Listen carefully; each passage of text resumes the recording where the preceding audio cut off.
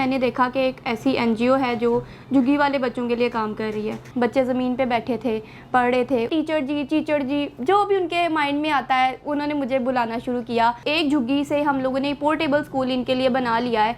I am Mansa Asim, president SKG foundation. By profession I am a dietitian and voice over artist. जब मैंने अपनी university start की थी तो स्टार्टिंग से मैंने सोचा था कि मैंने सिर्फ पढ़ने के लिए यूनिवर्सिटी नहीं ज्वाइन की। मुझे शुरू से शौक़ था कुछ एक्स्ट्रा ऑर्डिनरी करने का, कुछ ऐसा करने का कि ज़िंदगी में कोई ना कोई मकसद तो है इंसान का, उस मकसद को तलाश किया जाए। तो अपने तौर पर हर चीज़ तो करती आ रही थी। फिर मैंने देखा कि एक ऐसी एनजीओ है जो झुग्गी वाले बच्चों के लिए काम कर रही है। तो मैंने देखा कि इन्फॉर्मेशन डेस्क लगा हुआ था और उसमें था कि 200 रुपीज़ डोनेट करने हैं फॉर देयर क्लोथ्स। तो मैंने 200 रुपया डोनेट किया था इस सोच के साथ कि चलो मेरे भी कोई कंट्रीब्यूशन हो जाएगी और उनके लिए कुछ कपड़े आ जाएंगे।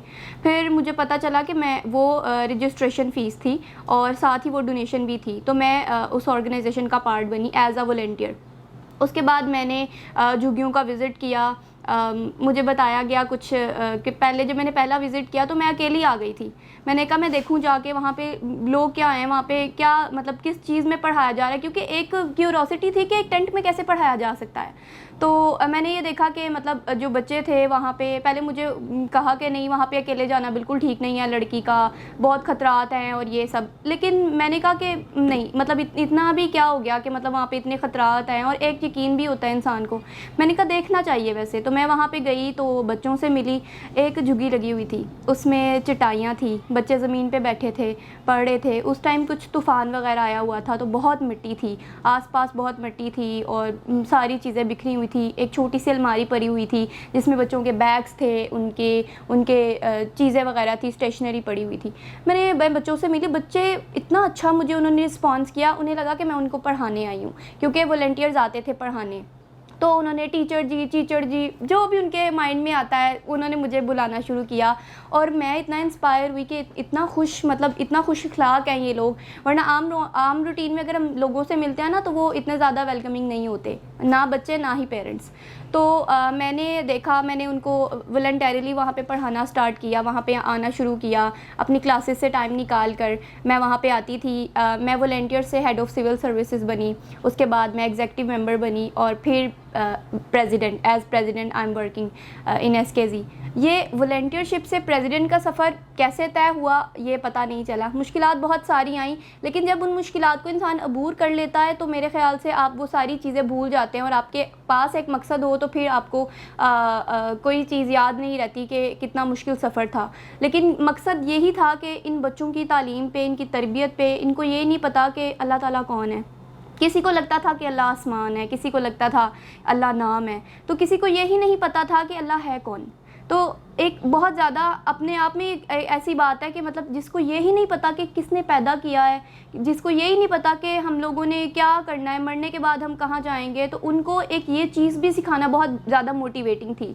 तो वही चीज़ हम लोगों को यहाँ तक ले आई है कि उस एक झुग्गी से हम लोगों ने पोर्टेबल स्कूल इनके लिए बना लिया है और जिसमें 85 स्टूडेंट्स अब बाकायदा तालीम हासिल कर रहे हैं। उनको दीन की और दुनिया दोनों की तालीम दी जाती है, उनको स्किल्स प्रोवाइड की जाती हैं और उनको हर चीज़ दी जाती है जो एक आम बच्चे को दी जाती है बिला तफरीक रंग, नस्ल और मज़हब के। SKG model school nursery class से लेकर 6 क्लास तक है और इसमें हम बच्चों की कंप्यूटर लैब भी है, इसमें मल्टीमीडिया है, बच्चों की ना प्रैक्टिकल लर्निंग होती है, इसके साथ साथ उनका सिलेबस चलता है।